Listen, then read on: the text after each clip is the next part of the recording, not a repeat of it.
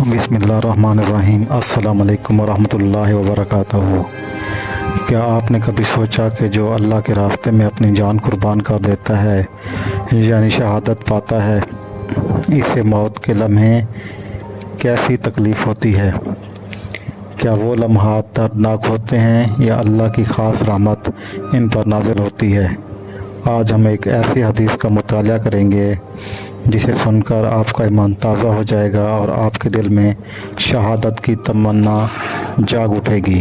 یہ حدیث شہادت کے وقت شہید کی کیفیت کو ایک حیران کن انداز میں بیان کرتی ہے۔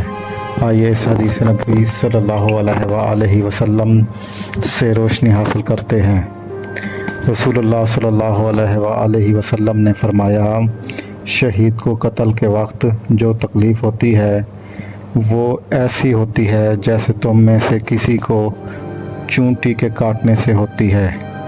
تشریح: یہ حدیث ہمیں شہادت کی حقیقت کا انتہائی پر اثر پیغام دیتی ہے۔ دنیاوی نظر سے شہادت کا منظر بنا کر لگتا ہے خون، تلوار، درد اور جدائی، لیکن اللہ تعالیٰ کی رحمت ایسی ہے کہ شہید کو وہ لمحہ ایک چونٹی کے معمولی کاٹنے جیسا محسوس ہوتا ہے۔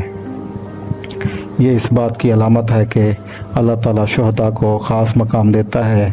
ان کی جان فرشتے انتہائی نرمی سے نکالتے ہیں، جیسے قرآن میں آیا ہے۔